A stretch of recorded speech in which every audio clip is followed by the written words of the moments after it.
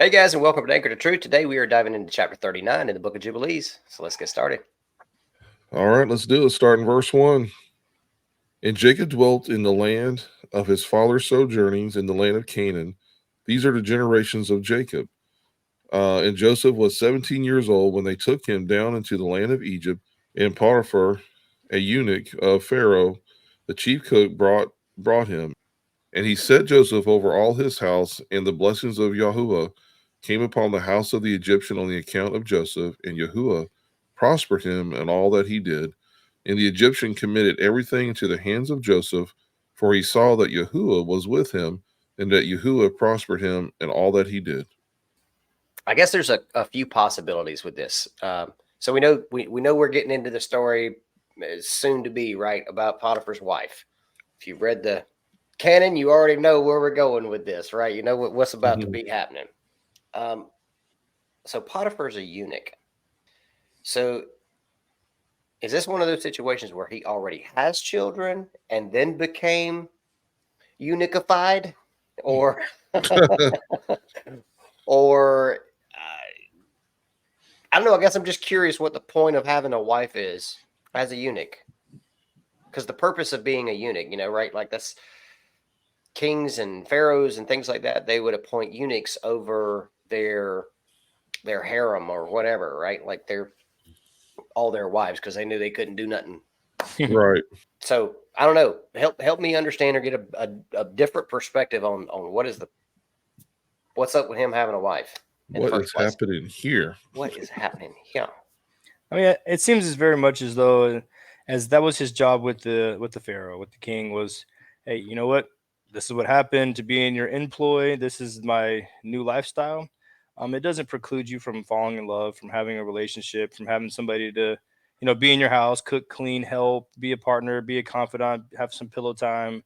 There's still going to be all those things that are in play there, Sure. and so it does make it interesting of like you said, of like what's their kind of undertone of what's going on. But then I mean, I know the whole term eunuch anyway is somewhat debatable on what level of eunuchization, as you said. Unification. No. But it just depends on where that even ended up. So there's a lot there. But we definitely see that this eunuch man was definitely excited to have Mr. 17-year-old Joseph there. Yeah, I mean, I guess it could be. There's two versions of what this could mean, right? Being a eunuch. One is all of it, and one of it is just the lower half, right? Can we leave it at that? Mm-hmm. Right. Able to have children or not able to do anything. Yeah, can we go with that? All right. I just did a little quick search on this. Said Potiphar type of eunuch. Now here's the fourth kind of eunuch, Potiphar. Potiphar was a eunuch. This is coming from the KJV. Eunuch or / officer of the royal court of Egypt. This word is used several times in the Old Testament for literal castrated individuals and or as a designation of royal office. And Joseph was brought down to Egypt. And Potiphar, an officer of Pharaoh, captain of the guard, an Egyptian, bought him of the hands of the Ishmaelites, which had brought him down thither. And Potiphar, as a eunuch, would not have been castrated physically, nor a single male, because he had a wife. Genesis 39:7. So, because of a possible double meaning here, royal, uncastrated official, or castrated official, many Bible interpreters have been hesitant about identifying eunuchs in the Old Testament narrative, especially among the Israelites and even among later Jews who were taken captive and deported. Daniel is an example. So, Some more options. yeah. Okay. All right. The more you know. Yeah. We have close encounters of the fourth kind, and now we have eunuchs of the fourth kind. Okay. Which would make you kind of wonder, too, a little bit about when we get to read on here a little bit further about his wife advancing on Joseph. Is there anything to that or not, him being a eunuch? So, right. Which has generally like been the premise of behind the story of you know, that was kind of her, while her button was getting pushed when he showed up. It was like, hey, I can do something with you that I can't normally do with my husband, Mm-hmm. if that's the case. But you know, speculate as we may try, none of us were there. Nope. That's right. That's right. All right. Well, down here in verse 4, I thought this was really cool. It says, the Egyptian committed everything into the hands of Joseph. So, boy's doing good, right? It's like, I'm putting you in charge of everything I got. And then it says, for he saw that Yahuwah was with him and that Yahuwah prospered him in all that he did. Hmm. So, he's seeing this. He's seeing this prospering, this blessing or whatever coming from Joseph's God. Mm-hmm. And he's recognizing that. Like he's recognizing Joseph's God in this moment or during this situation. I just find that interesting. I mean, we don't hear anything about Potiphar becoming, you know, a fellow believer or anything like that, right? I just find that, I don't know, it's just odd to me that somebody can see someone and how they're blessed and prospered and not want that and not say, Mm-hmm. or was this his way of accomplishing that? I'm gonna put everything in your hands. That way, I get the benefit of all the blessing, but don't have to do all the stuff you do. I can still keep to what I do. Maybe. Well, and we know at the end of the day, if he quote unquote converted, you know, that would then take Pharaoh off his position of God King, and so he literally, to keep his office, Mm. couldn't. You know what I mean? Like you're excommunicated if you change Mm. your worship system. So, Kyle, to your point, if I let him do all of it, since I'm recognizing I'm winning when he's in charge and his God is awesome, I'm just going to be a Pharaoh in name only type of, you know, religious system. But you know, it's kind of interesting because we always see like the whole Midas touch, everything you touch turns to gold. Well, here, you know, it's like Joseph had like the Yahuwah touch. Right. Everything he did prospered. So, you know, like I think that's one of the things, and Joe brings this up often, is as we walk in the world and as we, you know, walk our faith out, the world should recognize that. They should see what's going on over there. Why do they keep winning? Why do they keep getting sick? Why are they still successful? Why is it that they take punches and they keep getting up? Like, what's going on? You know, we see that in the Rocky movies. We all root for that guy because he's like, nothing can stop him. You know, he's getting beat up and trashed and all that, and then he still keeps coming back. You're like, you know, you want to root for that guy. And it's Right. kind of like that on you know, the regular everyday is, man, Joe, Jonathan, Kyle, you guys online, you know, man, you guys are just, you're really living awesome. Like I wish I had that. You know, I got to go home and I can drink myself to sleep or this or this or that. You know, and you're like, what if I just did what you guys are doing? Like, I wonder if I tried that. You know, and you know, you can see like Potiphar was like, I can't do it, but you can do it, and I'll just keep giving you more stuff because every time I give you stuff, I get more stuff back. And Mm. this system's working for me. But the goal was to, and you know, I think later it does say Joseph saved the whole world, especially all of Egypt. So Joseph's work did pay off, and everybody there had to recognize you and your work and your God is what saved us. Us Absolutely. by ourselves and our system and our Pharaoh and our God King, we would all been dead. And here's something that comes to my thoughts as well with this is the fact that in Egypt you have many gods. Mhm. And so this isn't an uncommon thing for there to be multiple gods all over the place. So they're not what's happening here. Potiphar is he's not recognizing this as the God as the El of all Els. Mm. Mm. So Amen. as all these other multiple gods are being worshipped, from the frog god to the fly god to all these different gods that later the El of all Els, the God of God, you know, King of Kings, when he comes in later and destroys all of them to show I am the El. You have many L's here. Yes, you do. Matter of fact, the magicians at Pharaoh's court were able to throw on their staff and turn them into serpents as well. But I'm going to show you what time it is and who I am. So when Joseph's here doing this, he's like, wow, so the God you serve, because there's many gods, but I noticed that the one that you serve, that you prosper from him. So I think that's why there isn't this, you know, salvation story or him, you know, whatever taking place, is because there's gods all over the place.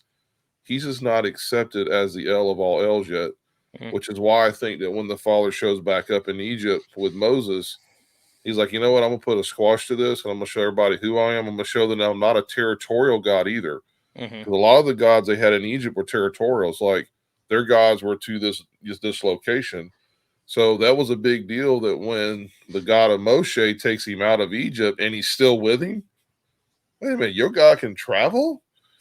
Your God can move over there? Your God can split the waters? Your God can do all this? Yeah, because we serve the God, not these little gods over here that you serve. So that's my opinion of what's taking place. So Yeah, I like that.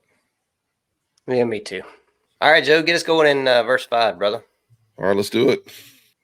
And Joseph's appearance was comely and very beautiful was his appearance, and his master's wife lifted up her eyes and saw Joseph, and she loved him, but besought him to lie with her. But he did not surrender his soul, and he remembered Yahuwah and the words which Jacob his father used to read from amongst the words of Abraham, that no one should commit fornication with a woman who hath a husband, that for him the punishment of death had been ordained in the heavens before the Most High Elohim, and the sin will be recorded against him in the eternal books continually before Yahuwah. And Joseph remembered these words and refused to lie with her. And she besought him for a year, but he refused and would not listen. But she embraced him and held him fast in the house in order to force him to lie with her. And he closed the doors of the house and held him fast. But he left his garment in her hands and broke through the door and fled without from her presence. And the woman saw that he would not lie with her, and she Culminated him in the presence of his Lord, saying, the Hebrew servant whom thou lovest sought to force me, so that he might lie with me. And it came to pass, when he lifted up my voice, that he fled and left his garments in my hands. And when I held him, and he brake through the door. And the Egyptians saw that the garment of Joseph and the broken door, and heard the words of his wife, and he cast Joseph into prison, into the place where the prisoners were kept, whom the king imprisoned. And he was there in the prison, and Yahuwah gave Joseph favor in the sight of the chief of the prison guards, and compassion before him.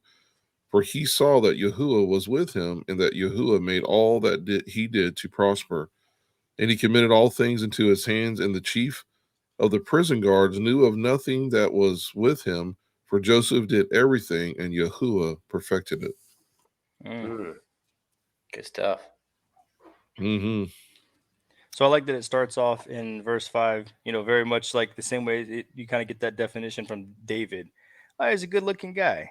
Like God's like, I didn't choose the rough bunch. Esau a little bit, but Joseph shows up. He's like, hey, you come from good good DNA. So he's a good looking guy. They're trying to figure out why he's there in the first place. Like, where'd you get this dude from? Why is he a slave? Like I'm sure there had to have had some questions. You're smart, you're intelligent, you're a good looking guy. How did you find yourself in this position?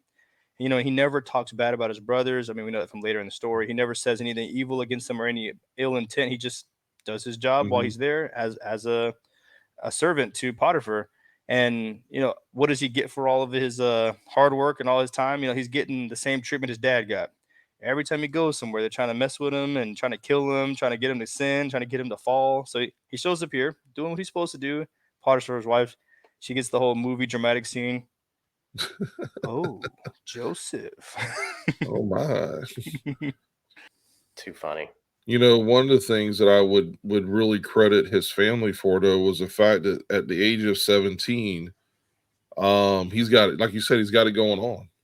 He's intelligent, he's good looking. But I credit that to the fact that you can tell that Joseph, we know through all of our studies, and you can put all the story and put all everything together, that he's being groomed to be the next one. He's being groomed to be the high priest. He's being groomed to know the family business. I think this is why this is leading to the his brothers hate him so much, because he's found favor, but I believe he's found favor rightly so.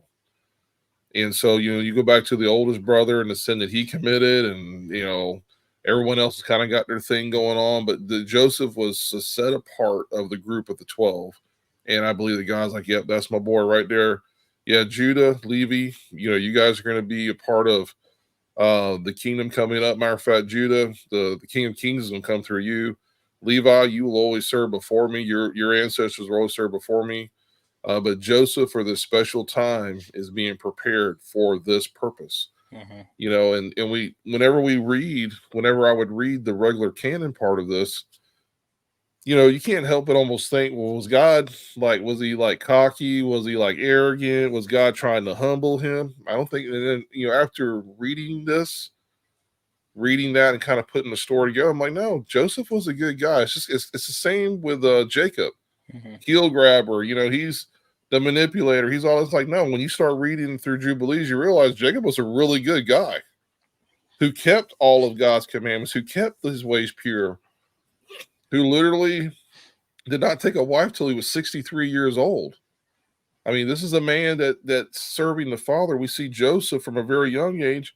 Joseph at 17 could have been like any other 17-year-old out there and go, wow, his wife looks pretty hot too. And, nobody's going to be here. No one would think the different and no one's watching. But no, he walks integrity. And that integrity is because he not only is the Father's hand upon him, but he has that spirit inside of him. I believe it was the same spirit we hear about us in Caleb. We hear the same spirit that's in David. It's a spirit to serve the Most High and not to be serving yourself. And so in these stories, like I said, he was set up. The family did good. The kid was smart. He was good with the numbers. Hey, just leave it to me. By the time you get back here, you're gonna have more food in your cupboard. You're gonna have more livestock than you've ever had. And Potiphar's going, man, I just gave it all to him. Matter of fact, I don't even know what I have, but I can tell you this: I have a lot. It's because I know that the God that he serves is blessing him, and I'm being blessed through that. All right, so I got a question. Kind of coming off what you were saying there, Joe. We've got Judah as the kingly line. We've got Levi as the priestly line. And Joseph becomes Ephraim and Manasseh. Obviously, he was there for this moment in history, right? Like this time in history. I don't know. I just find it really interesting that it was not Judah or Levi that was in this position. What was the significance to having a third son of Jacob being put in this position? Like, what is the prophetic significance of it? I think I will say this too. I'm sorry. I know we have the idea of Yeshua ben Joseph and Yeshua ben David, right? Like, so first time he comes as the servant, like as Joseph does, and the second time he returns, he comes as the conquering king, like David. I know we have that idea after the fact. I guess I'm just curious what the significance is prior to that. I don't know, maybe I or most other people have missed also. Well, if I'm just thinking off the top of my head, and that's kind of dangerous, but anyway. So you have Ephraim and Manasseh that comes out of this lineage that Jacob himself, we don't get this from any other grandsons at all, that Jacob's given a blessing. Of course, he does the old switcheroo. And so, but, I've heard the term before that we, as the diaspora, are a part of Ephraim. And so possibly through this, because, Joseph's lineage is coming through an Egyptian woman. So this is a blending, a mixing of, through Egyptian. But I believe that possibly part of this could be the fact that the Ephraim part of the story represents the rest of us as a part of Israel. I'm not sure. I'm just spitballing here, but other than the fact that I think the strongest part of the story is the Ben Yosef part of the story. I think that is the foreshadowing of Messiah who's coming. When you look at the story of the 12 are pretty much at this point are lost. When they do what they do to Joseph, they're torn apart the entire time. So when Joseph, literally just like the Messiah, is to bring the whole house of Israel back together, the Ezekiel 37 prophecy, we see that through Joseph, through a foreshadowing of this, because all of his brothers now sit at the table and eat with him. And he gives Benjamin a double portion in front of everybody now. He's not hiding the fact, hey, he gets double portion. But we're seeing this foreshadowing again of what the Messiah is going to do when he brings in the whole house of Israel together as one. And so we're seeing just so many things there with the life of Joseph. But that just came to my mind was the fact that we're seeing the gathering of all the tribes back together as one again. Yeah, and I mean, not only that, but he's playing the role of salvation, but like of the world. I kind of, and so Joe, to your point there with Ephraim and Manasseh, however that shakes out with the tribes, like everybody's either dead or mega struggling if it's not for Joseph. So Mhm. there is no future story. There is no blessings of the 12 tribes. There's no Jacob coming down and his bones and da da da. All that stuff is just, hey, they all died in the famine. It was tough. It was tough city. Oh well, next story.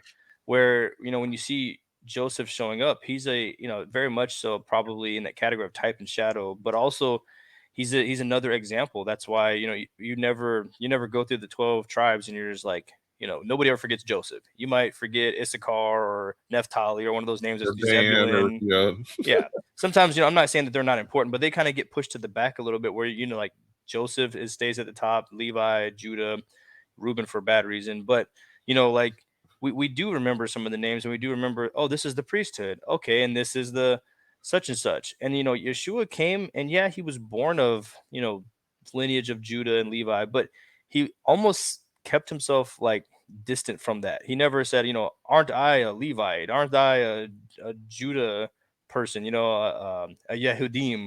You never really hear him talking. He's just like, I'm a man. I'm the son. I'm the son of man. I'm another. I'm like my brothers. He always kind of kept that not a secret, but he's like, what I'm here for is to serve you. And Joseph kind of was in that same boat. He's like, I'm just here to do my job. I'm here to do the best that the Father sends me, and I do his will. And that's it. I'm not worried about anything else. He Mhm. said, go, I go. He said, serve, I serve. He said, be awesome. I'm going to be awesome until I die. And that's my only objective in life. All right. And if anybody has anything else to add, please put it in the comment section. I'm really curious to dive into that. I like what both of you guys had to say about that, and that did really make a lot of sense, Joe. Also about the everybody was kind of goofing up, and if not for him, right, he's the one that brought them all together to sit back at the table again. So I thought that was really cool. And there's all kind of arguments all over the place about whether we are or not Ephraim and all that stuff. But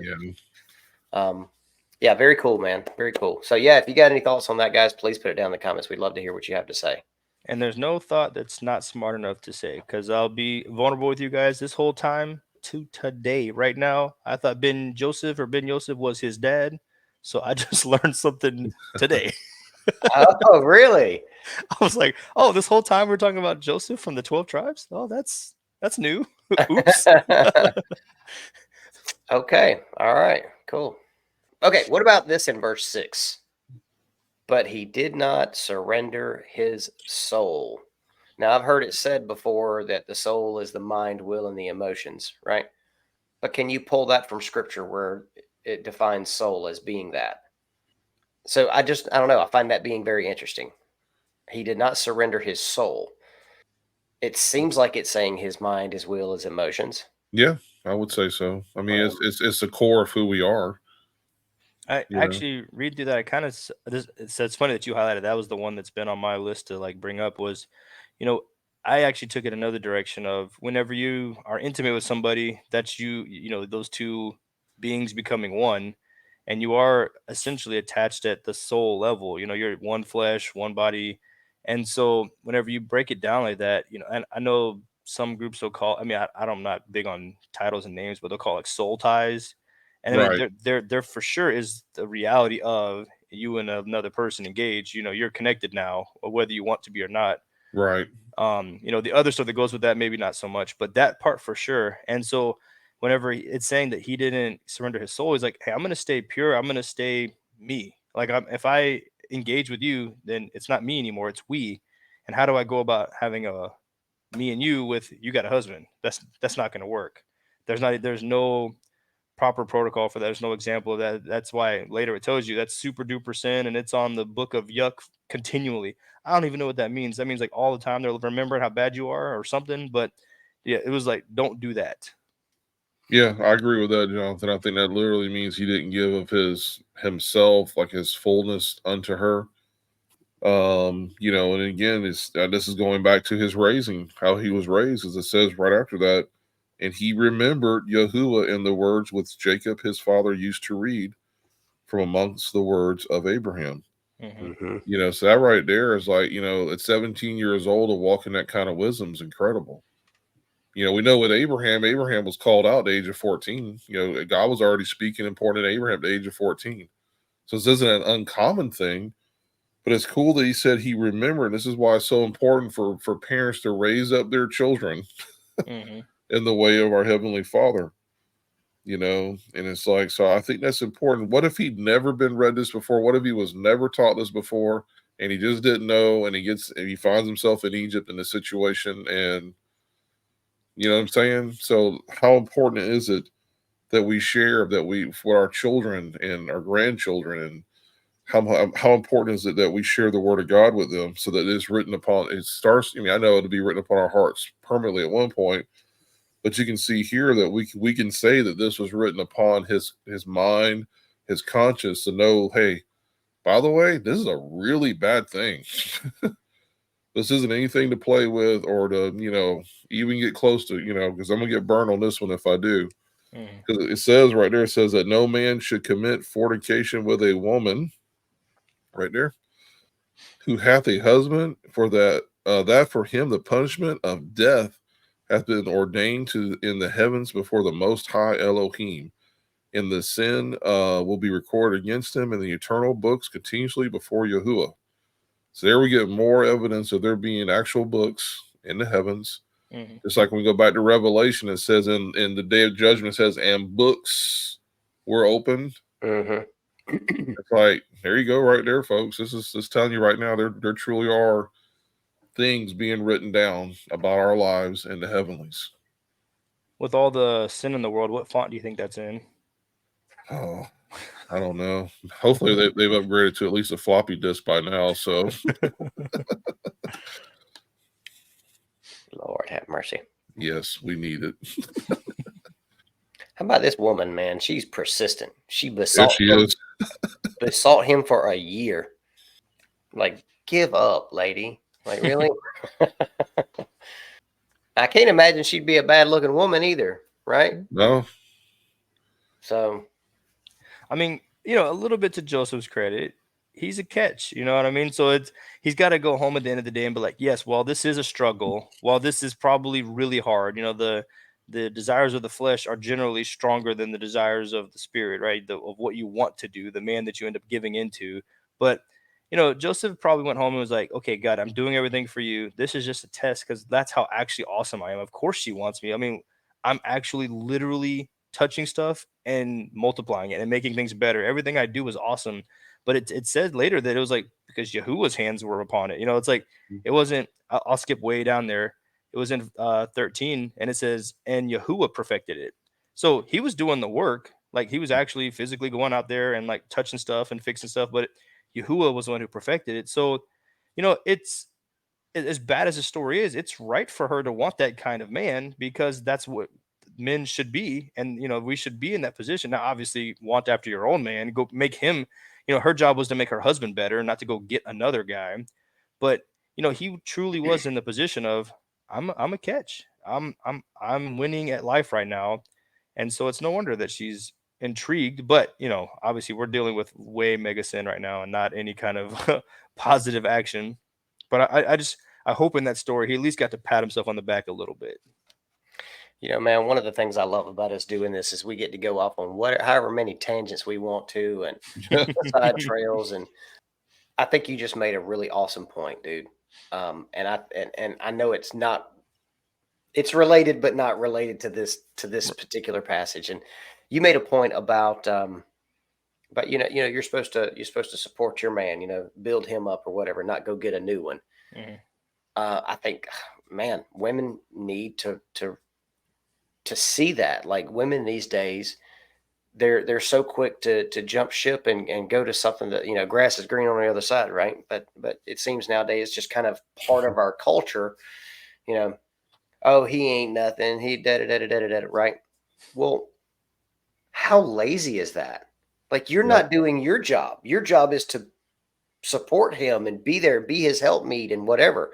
Help him become that man that he's supposed to be. Yeah. right? So I ain't, Yeah. sorry, I ain't trying to step on your toes, ladies, but you know, step. Yeah.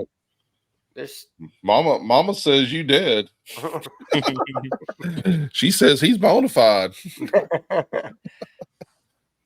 I just don't get it, man. Like that, it's part of our culture now. It's so quick for women to want to just give up and go to the next thing rather than do what they're supposed to do. I think obviously a lot of it has to do with the fact that most women don't have any idea what they're supposed to do Mm-hmm. to not only get a good man, but to keep that man and build him up and have that good lasting relationship, marriage, whatever. That's a Well, that's a good topic right there. yeah, and Kyle, to that point, the other side of the coin is men need to do their job. You know, Of course. step up, lead, be men of God, be servants of the Most High. You know, do what they're supposed to do. Don't be idiots. You know, like unfortunately I'm a little younger than you guys, and a lot of the younger guys in my generation are still being young guys, if you know what I mean. And you know, it's like when are you going to step up? When are you going to actually start doing the things from Scripture and showing? Like, hey, I study this stuff to find myself approved. Like, this isn't a game. This isn't a part of like, you know, let's see how many steps I can get in life. It's like, no, how close can I get to the Father? You know, like that's why Joseph in the story is winning. Everything he did, he relied on the Father. He kept his peace and his wits about him all the time. Hey, I got sold into slavery. Okay, I'll just do my best here. I'm in prison. Cool. I'll be in charge of the prison. Whatever, God, wherever you send me, I'm gonna make you look good. And then all God's like, well, if you're gonna make me look good, I'm gonna make you look good. And they're just going back and forth of like who can make who look good. Versus in our world today, it's how do I make me look good? What can I do for Right. me? How do I make myself feel better? Right. So then that's on the men that need to step up in those situations to give the wives and women an opportunity to help them get better. If you're on a path of destruction, she's just trying to grab you by the neck, and that's going to come across confrontational. You know, so we gotta play both parties got to play their part in there. But yeah, Kyle, to your point, everybody has to get off their high horse or off their lazy butt, whatever one it is, and get moving. Yeah, and I don't want it to sound like I'm just trying to beat up on women here, but using this example, Mm. yes, guys do plenty of messing up all the time in every way, shape, form, or fashion you can think of, right? Yeah. Using this example, right? Was Potiphar doing everything right? No, he wasn't serving the Most High. Okay. Yeah. Okay, so that alone, he wasn't doing everything right. Now, was he doing well? I mean, he's the chief cook, right? Like he's a big dude in Pharaoh's royalty stuff that he has going on. Whatever you want to call that, I don't know what it is. Words ain't wording right now, but He's the Ramsey Gordon of Egyptian time. there you go, there you go. So he's he probably works a lot, maybe some like late nights, you know, taking care of stuff, whatever. He's doing his thing, right? He's probably provides very well for his family. And she's looking at the pretty guy who's getting other stuff done over here, right? Mm. So I don't know. I look at this. I look at this as yes, Potiphar's not serving the Most High. Potiphar's wife is looking at someone else because this other person is able to provide something to her possibly that she feels like she's lacking, and rather than taking care of that in her relationship at home for a man who provides and does all the stuff for her, she tries to go somewhere else. So I guess what I'm getting at with that is no, I'm not just beating up on the ladies. That's not what I'm trying to do. What I'm saying is because of the lack of um, scriptural basis for relationships and how they work and what our roles are as individuals, as men or women, because we don't have that understanding. If we don't have that understanding of what we're supposed to do, we're never going to act on it in the correct way. We're always going to be a Potiphar's wife, or we're going to be a Potiphar. Mhm. Either way, neither one of them are happy in this situation. So, Yeah, and if you want to get the rest of the story, I encourage you to go read the Testament of the 12 Patriarchs and read Joseph's story on this particular part. And it's a lot more detailed, a lot more involved here. And yeah, this is just a little snippet here of what was actually taking place during that time. So If you want to do a Paul Harvey at the rest of the story, then I encourage you to go read the Testament of the 12 Patriarchs. Actually, read all 12, not just Joseph, because I'll tell you right now, the first time we went through this and we read it, I don't know, this opens up your perspective a lot more about things. Absolutely, it makes so much click. All right, so let's look back a little bit when we see like that 10-11 range. So in 10 it talks about, and he had to break through the door. And then in 11 it says that they saw the garment and the broken door, and they heard the words of the wife. And when we read that, this story got a lot more intense. This isn't a he said, she said. This isn't glancing eyes from across the room. This isn't a email with an XOXO at the end. This was, he had to physically remove himself from the situation. And I want to use that example, and I want to really harp on that a little bit. Is sometimes, maybe more often than we want to admit, we don't need to be where we're at. When we're staring down the face of a Potiphar's wife, you fill in the blank of what that is: cigarette, alcohol, women, clothes, cars, whatever it is, whatever that thing is that is going to be a problem.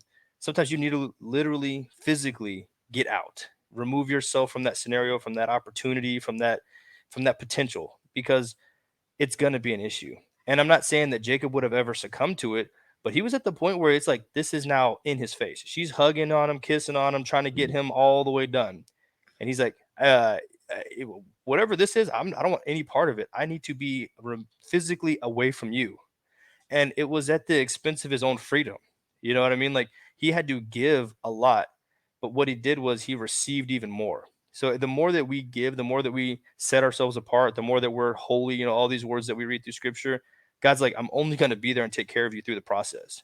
So if it is a Paul shipwreck, if it's a Joseph break down the door and leave your coat, if it's one of those scenarios, God's like, I expect you to do that. You need to make the right decision no matter what. And I'll be watching. Don't worry. There's no deed that goes undone. There's no action that I don't recognize, whether on this side of heaven or the other. I got you.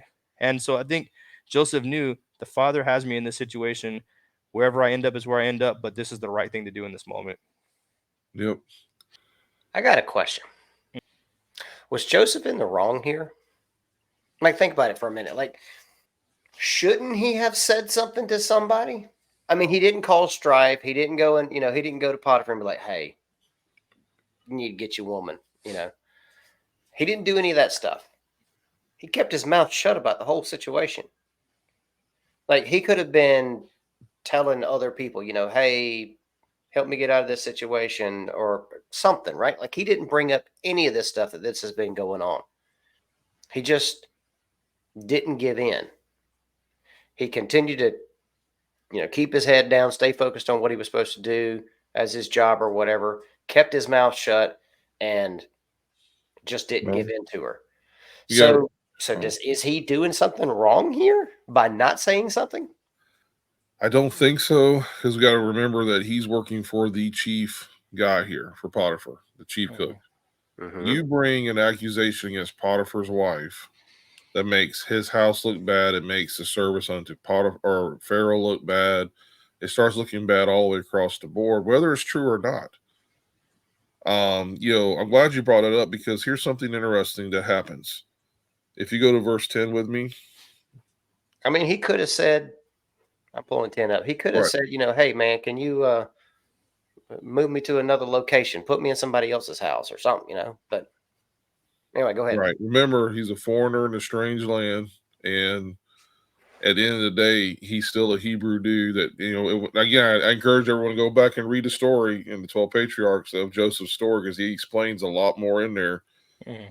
So here's how she's slick. Let me just, because I was reading back over this. So go down to where it says, and it came to pass. You didn't want to read that word right there? No, that's Jonathan's word. Let's see. And it came to pass. Where in 10? Right there. You're just right at it. Yeah, right there. Right there. Yep. Okay. And it came to pass when I lifted up my voice that he fled. Like, I could see this whole dramatic thing. When I lifted up my voice, that he fled and left his garment in my hands as I held him, and he break through the door. So if Joseph would have brought any charge against her saying, hey, I didn't do anything. She was literally hugging on me and holding me and was wanting me to lie down with her. This is her alibi right here. Oh, when I screamed, I was trying to hold him in place to show everybody in the house that he was trying to do something very wrong. So as I was trying to hold him as I'm screaming for help, he busts through. He knows that he's done something so wrong. He busts through the door and leaves his garment. No, I get that. I guess where I'm coming from is, this has been going on for a year. This is just I the know, culmination of all of these events over the right? last year, But my point being is, he still didn't have a chance. My point being is the same one. He's serving the chief guy to Pharaoh. This ain't like the assistant fry cook, over the grill. This is the man. You bring accusation, even if you went, who else you going to tell? Because all they're going to do, if it gets back to Potiphar, hey, Joseph's out there spreading lies about your wife. He's out there telling everybody she's trying to lay with him. And it's like, you No, know what I I'm mean? saying Potiphar put Joseph in charge of all of his house. I'm Yeah. saying if he's in charge of all that, then he obviously has direct communication with Potiphar himself. My thought process is not go spread rumors, but go to Potiphar and say, Yeah. hey man, look, I don't want to make this a public thing. I don't want to make this a big deal, but can you remove me from the situation from around Right. your wife? She's a little flirty, Yeah, and that looking back at it, that obviously we could Monday night Oh, quarterback this to death, but right? whenever we're looking at it, we got to remember, like Joe was kind of saying, there's a few things. He's 17. I mean, he's still a kid in his own mind. He's a Hebrew slave. You're lower than low at that point. You're just a hired worker, so your voice doesn't carry any weight. mm-mm. Now, for him specifically, I think yes, he did actually carry some clout with him, but only to Potiphar. So he goes to anybody else, you're still just a Hebrew slave. You're just Right. another one of those dudes building pyramids. Like we don't care. Why are you even here? Versus him talking to Potiphar, like I said, what that's going to do is actually start to build some contention of like, I put you in charge of everything and you're telling me there's a problem in my house. Then what are you doing now? This falls back on Joseph, but also it kind of shows me that Potiphar's very hands off on all of this. He's not Mm-hmm. in there in the nitty gritty anymore. He's like, hey, you handle all the business. I'm just going to come home and collect the check. Hmm. So then now he's saying, well, what did you do to cause this? What part are you playing in this? And Joseph's like, I haven't done anything but my job.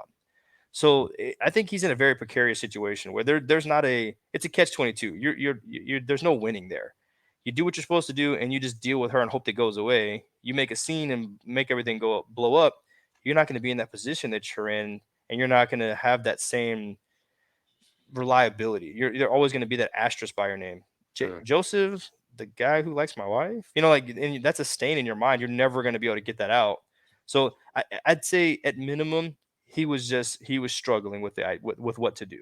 And I think because he's following Yahuwah so well through this whole story, I'm leaning toward he did what he thought was right. And I think Yeah. with Yahuwah blessing everything along the way, like if he started to fail, if he started to fall, if things started to fall apart, he'd be like, I got to get out of here. I got to say something. I got to do something. But God just told me to stay the course, Mm-hmm. be strong and courageous, handle my business. And he says, God says, I go before you and defeat your enemies and fight your battles. So he's like, this ain't even my job. I'm gonna stay out of it. I'm gonna do what I'm supposed to do, the best that I can do it, and continue to get blessed and let God deal with whatever it is.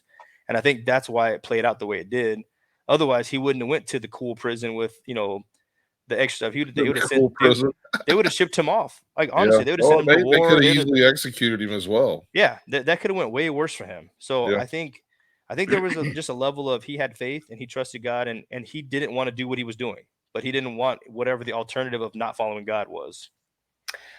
Yeah, I think you just nailed it, Bubba. That's, I wanted to pose that question because I wanted to see if there was another side to this. But what you just said is what I believe to be true. Is he was letting the Most High go before him and fight his battles for him. Yeah. Like that's simply what he was doing. Is he was putting literally his life in the hands of the Most High.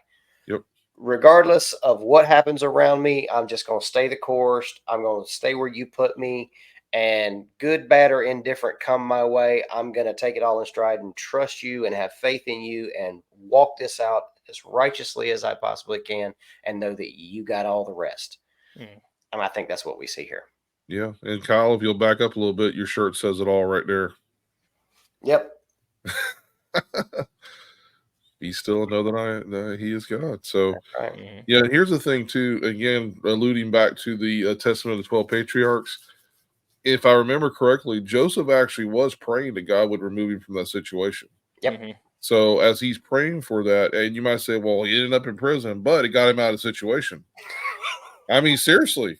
I mean, and it wasn't like prison was a bad thing. I mean, sometimes we look at stuff and go, well, I prayed for this, but this happened. Well, maybe that's where God was taking you, and you just need to find out why he took you there. Because if you're praying and God knows that, hey, this is a strong temptation, and he's praying to Yahuwah, hey, I need you to get me out of here. God's like, I'll get you out. Don't worry about it. What you see here in the story, though, is you don't never hear of Potiphar being angry.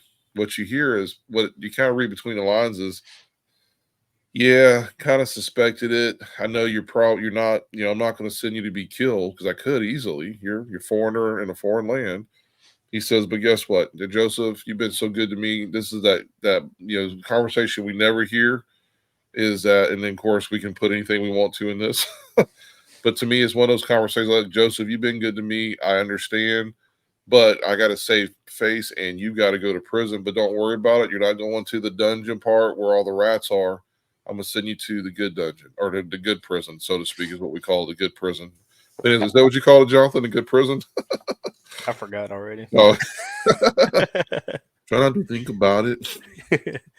Well, and Joe, to your point though about being in prison, one of the stories that always like jumps off the page to me is when Paul's in prison, and he starts praising, and what happens? Right? It's like, God put me here, so I'm just gonna praise God and praise you through the storm, as the song goes, and the gates start opening, the shackles fall off. He's like, I ain't have to do anything. I just say, God, you're awesome, you're amazing. You go, you do what you do best, and I'm just gonna sit here and let the whole prison know there is only one God, the one who can literally walk me out of these doors with no issues at all. And so with Joseph, the same thing. He's like, oh, you want to send me to prison? I'm gonna praise you through the storm. Hey, you know what? You're the baker and the candlestick maker. You want me to talk to all you guys? You're doing all this stuff. Sure. You want me to interpret dreams? Guess who interprets dreams? The only one God. So guess what? You believe in all this weird stuff while we're down here? I got a secret for you. There's only one, and he's the one who can interpret your dreams. Surprise. Surprise, surprise. Good stuff. All right, Joe, you want to get us going in 14? Yes. Speaking of dreams, let us take us to the interpretations. All right, in verse 14, and it says, and he remained there 2 years, and in those days Pharaoh, king of Egypt, was wroth against his 2 eunuchs, and against the chief butler, and against the chief baker, and he put them in ward in the house of the chief cook in the prison where Joseph was kept.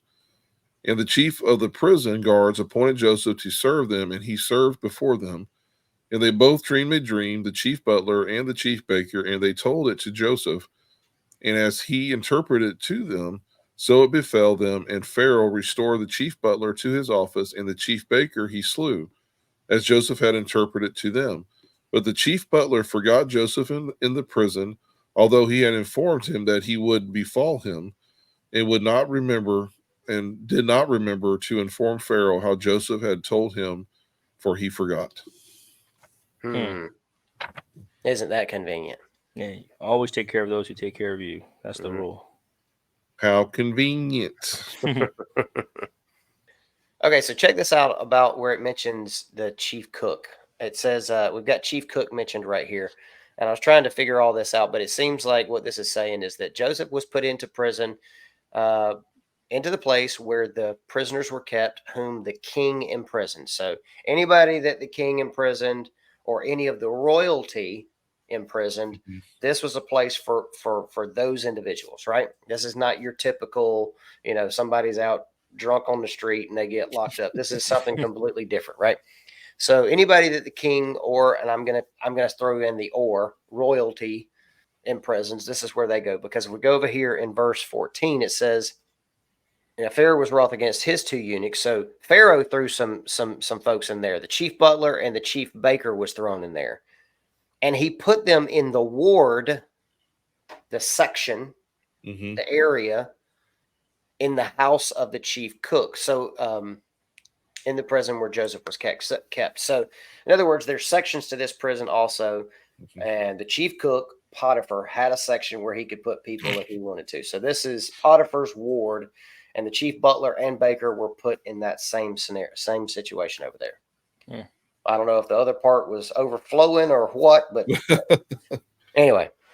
Okay, so I was just getting that whole prison situation worked out. Now I can understand what's going on here. So we're good now. Well, and Kyle, an interesting connection, and maybe it's just me, but when we go back and look at the story of Yeshua on that Passover night and in the Garden of Gethsemane, and whenever Judas betrays him, they say they take him captive, and then where do they take him? To the house of the high priest, and to like his house, essentially like a downstairs prison. And so I wonder if this is like a process of like, if you're a dignitary, if you're a man of prominence, like you had at a place where you're like, I don't like you, and you get to go to prison, and I have a place to keep you. Because what would be the purpose of that? And that's one more connection that kind of put Yeshua and Joseph here in the kind of the same position of, I did what I was supposed to do, and while I was doing what I was supposed to do, you put me in prison. But it wasn't like you said, it wasn't in the slumlord prison, it wasn't in Guantanamo Bay, it was like a holding place. And it was just kind of an interesting connection, because I was like, I went back and was rereading through like where they took Yeshua. I was like, what do you mean they arrested him? Where'd they put him? And they were like, oh, in the house of the high priest. I was like, well, that's weird. Not like prison, or somewhere with some bars, like a normal like jail. So just another one of those little small maybe nuggets, maybe connections, or maybe nothing. I see something else pretty cool about this situation, about the type of prison that he was put in. So, there's been a lot of question as to whether Potiphar believed his wife or not, right? And was he just simply putting Joseph in prison to save face kind of situation? This lends me to believe more so that this was a Potiphar saving face situation and not believing his wife about Joseph. Because I know we've discussed this before. If he truly believed that Joseph was trying to mess around with his wife and grape her, he would have immediately been executed, right? Do not pass go, do not collect $200, definitely not stay in the Hilton Garden Inn for 2 years. Right? So this is not the disease-ridden, messing over there in the corner next to where you might get a piece of bread, sharing, with rats and all that stuff. This seems like a place where, think about the king situation. The king had 2 people put in this prison, put in prison. He had a butler and he had a baker put in there. No candlestick makers. He had a butler and a baker put in there. One of them comes back to work. So this gives the king the opportunity to do whatever investigating he's doing in their situation, gives him time to do all this stuff, and at the same time save face with the community, save face with not embarrass the mess out of his people in case they are innocent of whatever it is, right? It seems like this would be a kind of a nicer place. And you did mess up? Okay, you get executed, right? But the other one was fully restored back to his position without embarrassment. I don't know. I wasn't there. It doesn't give us those kind of details, but that's what it seems like. I'm kind of trying to read between the lines here a little bit. So with that said, it seems like, if this is a prison, this is a good one to be in, Right.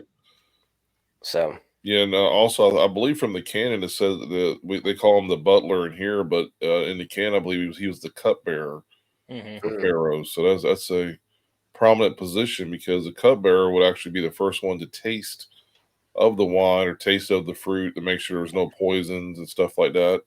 I mean, he already had a chance of dying at his job. But yeah, so. All right. So when we look at verse 18, so this is after Joseph. He interprets both the dreams, and the butler and the baker, they both get their interpretation.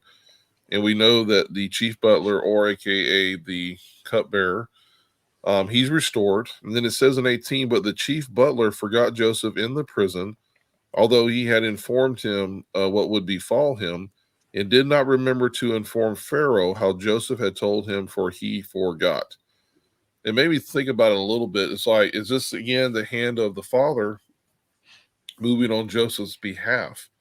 Because it wasn't quite timed. So we're going to get to the part in the story where Pharaoh's going to have his dream. We haven't got there yet. We will. And so I believe that this, again, is God's hand upon Joseph, because Joseph's like, hey, by the way, I mean, it ain't bad here, but I would like to, get out of here at some point.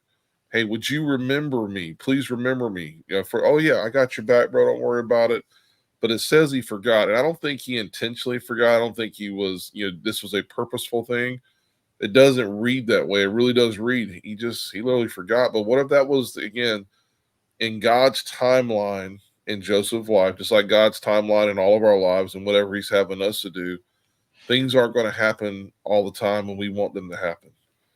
And so in here we say, man, that was terrible. He forgot about Joseph. But it's when everything kind of escalates for Pharaoh. And he's basically at his wit's end. He's like, hey, if I don't get somebody in here to interpret this dream right now, heads are going to roll. I mean, literally, Pharaoh's had it. Then it's all of a sudden the cupbearer remembers, oh, hey, you know what, Pharaoh, Mr. King, there's this guy back in the prison still. He told me of everything about me and how I would be restored, blah, blah. This is Joseph's moment to come and shine. Mm-hmm.